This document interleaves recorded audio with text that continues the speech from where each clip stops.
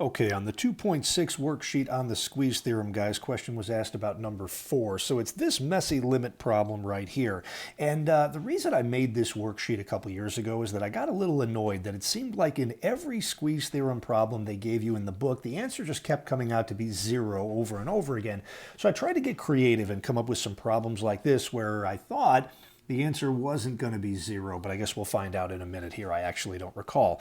Okay, so here we go, guys. We've got this big messy limit, and sure enough, plug and chug isn't going to work because of a couple of, well, really this fact right here. If we were to let x equal 3, you end up with a problem right here. You end up with 0 in the denominator, so you have an undefined value right here, minus 4, that you're then trying to take the sine of. You can't take the sine of an undefined angle. So that's why the squeeze theorem is going to have to work here. So step number 1 to the squeeze theorem, we said, everybody, is to take the trig portion of this big messy function that's in the brackets here and make it bounded between its lowest and its highest value. So where is the trig part? Well, obviously we all see the sign right here, and then the parentheses after that sign denote the angle that we are taking the sine of. So the trig portion of this is going to be the sine of, and what a horrible angle, but okay, 1 over x minus 3 quantity squared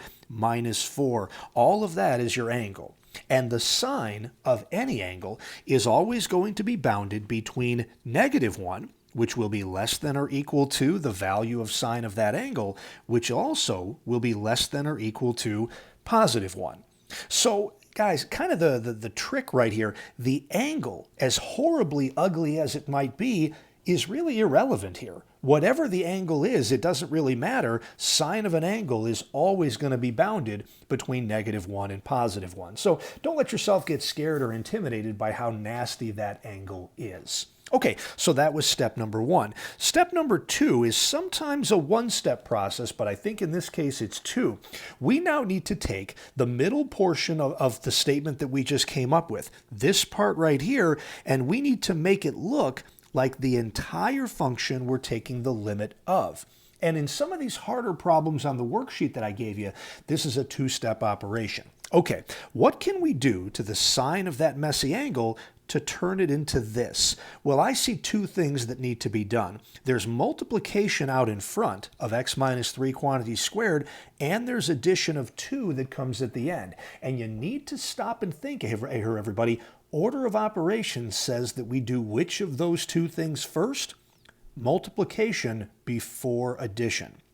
So what I'm going to do here is multiply all 3 parts of this compound inequality by x minus 3 quantity squared. I got to do it on the left, I got to do it on the middle, and I've got to do it on the right as well. Okay, this is a step you might be able to skip on your own, but here we go. So -1 times that is going to give us the opposite of x minus 3 squared. Will be less than or equal to, all right, we'll put the x minus 3 squared out in front times the sine of, and guys, because I'm running out of room, I'm just going to leave that angle blank. Whatever that angle was, yeah, hasn't changed at all, which now needs to be less than or equal to 1 times x minus 3 squared is x minus 3 squared. And we're not done with step 2 yet, because we still now need to add a +2 to all 3 parts of this compound inequality. So I'm going to have to, give me a second here, guys, get a little bit creative. Let me wiggle a line down here. Okay, and now, okay, let me run with that. Okay, still on step 2. So my lower limiting function is now the opposite of x minus 3 squared, and a +2 at the end of all that is going to be less than or equal to x minus 3 quantity squared times the sine of that big ugly angle +2, oh man, which is less than or equal to, sorry guys, I'm running out of room, so here you go, x minus 3 quantity squared +2. That should really all be on one line. Sorry about that, guys. All right. So that's where we are. And now the middle of this big statement matches the original function. So we're now done with step 2, and we're ready to move on to step 3. And the only way that the squeeze theorem works is if the lower limiting function out here in front and the upper limiting function here on the right have the same limit as x is approaching, let's see, in this, whoa, don't do that, as x is approaching the value here in this problem of 3, which was right, now I'm struggling here, guys, which was, there you go. So, do these functions have the same limit as x approaches 3? Let's just plug that in real quick in our head and see if we can get that to work out here, guys. If I were to let x actually equal 3, 3 minus 3 is 0, squared is 0, the opposite of that is 0, plus 2 is 2. Got it. Let me just write that right there.